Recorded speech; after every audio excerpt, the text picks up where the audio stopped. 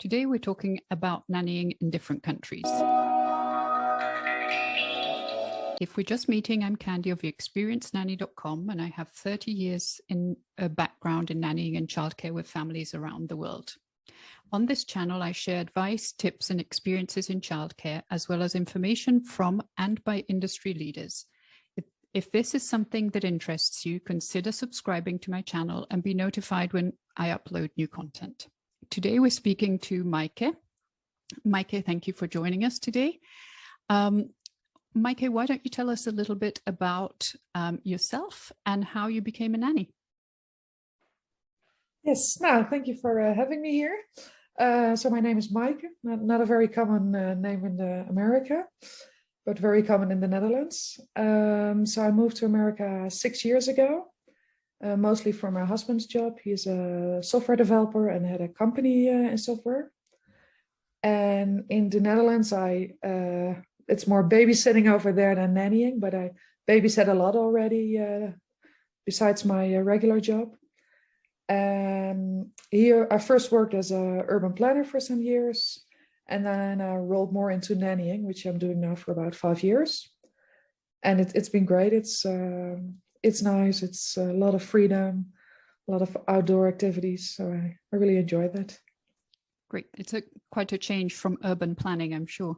Yes, from sitting in a cubicle to being outdoors and having fun. All right. And what kind of positions have you had as a nanny? Have you been Monday to Friday, rota, travel?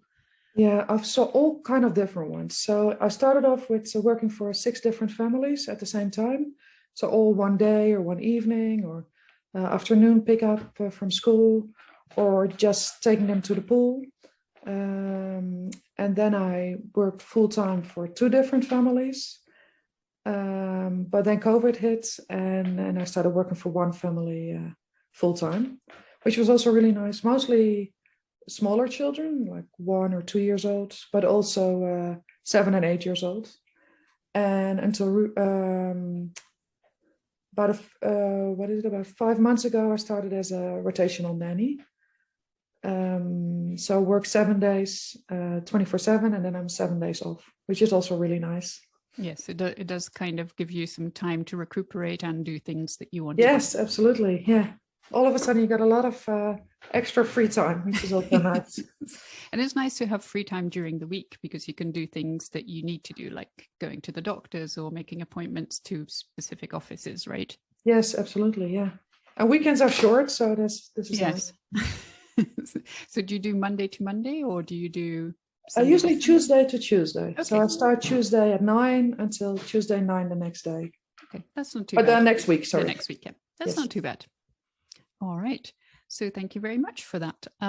My background in nannying is I'm half English, half Italian. My mum is English, my dad's Italian, and I trained to be a nanny in England. And after training as a nanny, I started working and I decided that I wanted to travel with nannying. So my first job was in Brussels.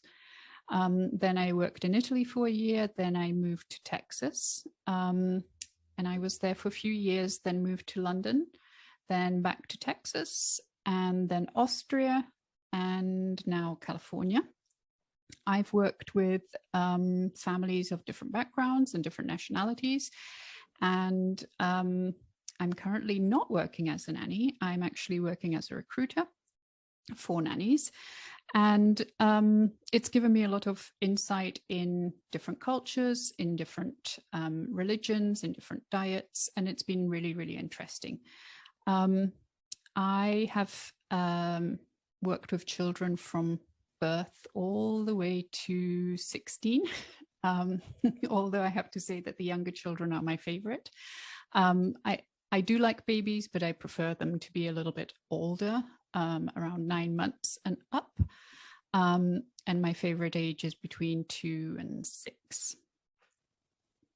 So I thought we'll start a series and we'll start talking about how things are different in different countries. And I thought we could start this week with 5 words that we use every day here in the States and that are different for us. And so it does take some time to get used to. The first word is diaper. So how do you say it in Dutch? Yes, in Dutch it's liar. Liar? It's liar. Oh, So it's L-U-I-E-R. okay.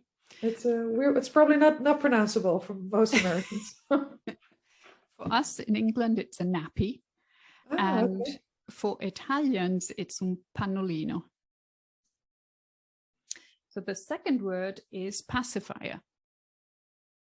Yeah, I have to be honest. I had to look that up in English. What the word pacifier? I never heard of that. In Dutch, it's speentje. That's quite hard to pronounce too. Yeah. In English, it's dummy. And in Italian, it's succhiotto. So interesting. How about stroller?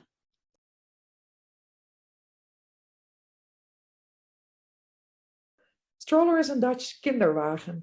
Okay. So children's wagon. Yes, it's a bit like German as well. In English, it's a buggy or a pushchair.